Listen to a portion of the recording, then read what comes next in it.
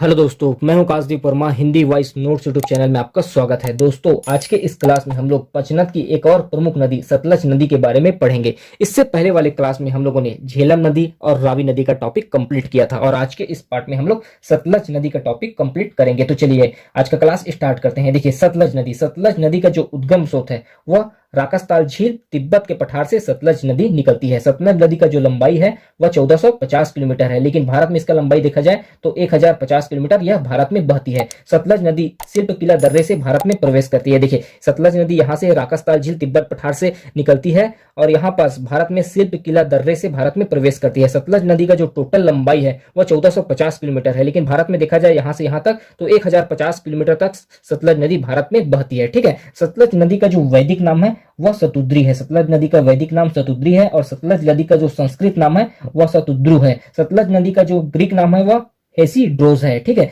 सतलज नदी का जो प्रवाह क्षेत्र है वह चीन, भारत और पाकिस्तान, इन 3 देशों में सतलज नदी बहती है। देखिए, ये वाला क्षेत्र चीन का, फिर भारत और पाकिस्तान। सतलज नदी पहले चीन में बहती है, उसके बाद शिल्प किला दर्रे से भारत में प्रवेश करती है, उसके बाद वह पाकिस्तान में बहती है और पाकिस्तान में बहते हुए जाकर और चिनाब नदी पाकिस्तान में जाकर उसका विसर्जन हो जाता है। सतलज नदी की जो सहायक नदी है वह व्यास नदी और स्पीति नदी है। ठीक है, उसके बाद देखते हैं हम लोग सतलज नदी की प्रमुख परियोजनाएं। देखिए, नापता झाकरी परियोजना, देखिए यह हिमाचल प्रदेश में है और यह परियोजना जो है जल विद्युत उत्पादन के लिए बनाया गया था और इस परियोजना का जो विद्युत उत्पादन है वह 1500 मेगावाट का है। ठीक है, नापता झाकरी परियोजना का जो निर्माण किया गया था वह एनटीपीसी के द्वारा किया गया था और नापता झाकरी जो परियोजना है वह देश का सबसे बड़ा जल विद्युत परियोजना है, सबसे बड़ा जल विद्युत प्लांट है। ठीक है, उसके बाद देखते हैं हम लोग भाखड़ा नागा परियोजना। ठीक है, इसका भी उद्देश्य जल विद्युत था और इसका जो जल विद्युत उत्पादन है वह 1325 मेगावाट है। और जो भाखड़ा नागल परियोजना है यह भारत का सबसे बड़ा बहुउद्देशीय परियोजना है और जो यह बांध है,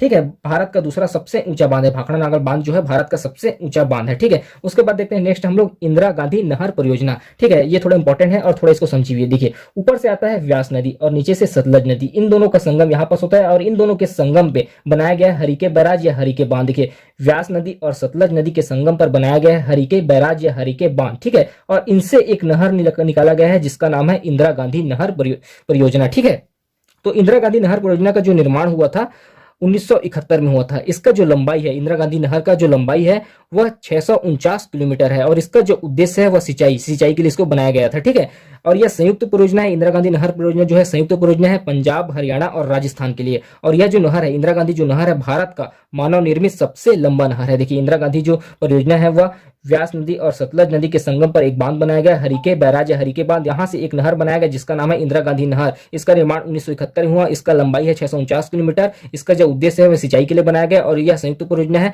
पंजाब, हरियाणा और राजस्थान के लिए। और जो यह नहर है भारत का मानव निर्मित सबसे लंबा नहर है। ठीक है, उसके बाद देखते हैं हम लोग सतलज नदी पर कुछ महत्वपूर्ण तथ्य। देखिए, सतलज नदी एकमात्र ऐसी नदी है जो हिमालय की 3 श्रेणियां, सतलज नदी एकमात्र ऐसी नदी है जो हिमालय की प्रमुख 3 श्रेणियां लघु हिमालय, महान हिमालय और शिवालिक हिमालय को काटती है। ठीक है, सतलज नदी सिंधु की एकमात्र सहायक नदी है जो तिब्बत से निकलता है। सतलज नदी सिंधु की एकमात्र सहायक नदी है जो तिब्बत से निकलता है।